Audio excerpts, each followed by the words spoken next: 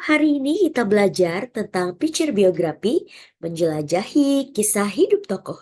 Picture biografi adalah teks yang menceritakan perjalanan hidup seorang tokoh secara mendalam dengan gaya bahasa yang menarik dan kreatif. Yang pertama ada tujuan. Nah, tujuannya apa sih? Untuk menggugah emosi pembaca dan memberikan wawasan yang mendalam. Lalu yang kedua ada gaya bahasa. Di dalam picture biografi, gaya bahasanya yaitu naratif, deskriptif, dan lebih kreatif. Yang ketiga ada fokus. Nah, di dalam fokus ini itu menonjolkan sisi menarik dan inspiratif dari tokoh tersebut. Apa sih perbedaan picture biografi dan biografi biasa? Yuk kita kulik lebih dalam. Nah, bisa dilihat kan, ini ada ketiga aspek perbedaan dari picture biografi dan biografi biasa. Kita lihat dari aspek yang pertama, itu gaya bahasa.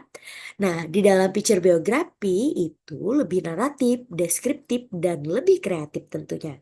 Sedangkan biografi biasa itu lebih formal, objektif, dan berfokus pada penyajian data. Lalu aspek yang kedua ada fokus. Nah, di dalam picture biografi, fokus itu untuk menonjolkan sisi menarik dan inspiratif dari tokoh tersebut. Sedangkan biografi biasa hanya menyajikan fakta kehidupan tokoh secara sistematis. Sedangkan aspek yang ketiga ada tujuan.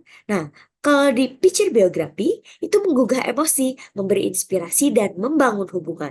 Tapi untuk biografi biasa hanya menyampaikan informasi mengenai perjalanan hidup tokoh.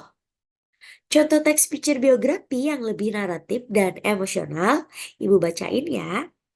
Kalau contoh picture biografinya, di bawah terik matahari yang membakar, Soekarno berdiri di atas podium, menggema dengan semangat yang tak kenal lelah, memimpin rakyat Indonesia menuju kemerdekaan.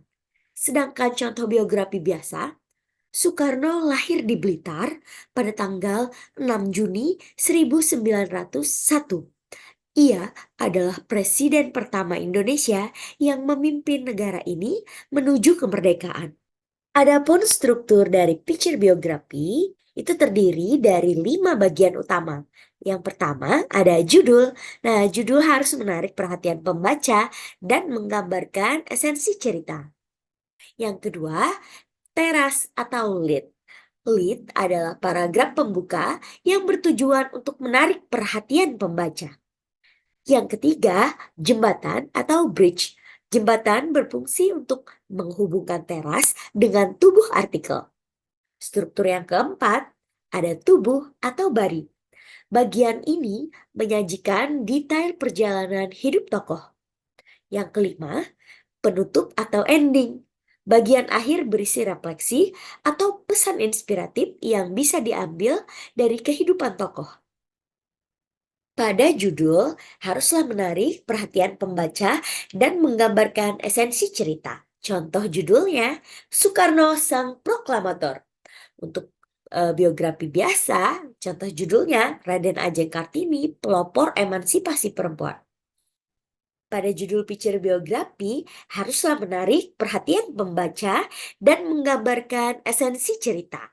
Contoh judulnya Soekarno Sang Proklamator. Lalu contoh judul yang lain Raden Ajeng Kartini, pelopor emansipasi perempuan. Selanjutnya teras atau lead.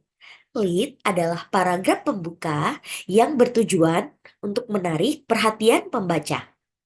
Yang pertama adalah kutipan. Kutipan ini merupakan kutipan inspiratif dari sang tokoh. Yang kedua, anekdot. Anekdot adalah kisah menarik atau lucu tentang tokoh tersebut. Yang ketiga, fakta mengejutkan. Fakta yang tidak banyak diketahui tentang tokoh tersebut. Lalu ada jembatan atau bridge. Jembatan berfungsi untuk menghubungkan teras dengan tubuh artikel. Yang di dalamnya terdapat dua aspek yaitu latar belakang dan urutan kronologis. Pada latar belakang memberikan latar belakang singkat atau konteks sebelum masuk ke cerita lebih dalam.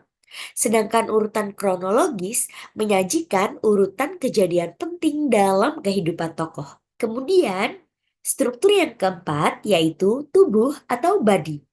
Bagian ini menyajikan detail perjalanan hidup sang tokoh. Yang pertama adalah latar belakang. Nah, di mana latar belakang ini menjelaskan masa kecil, pendidikan, dan keluarga tokoh.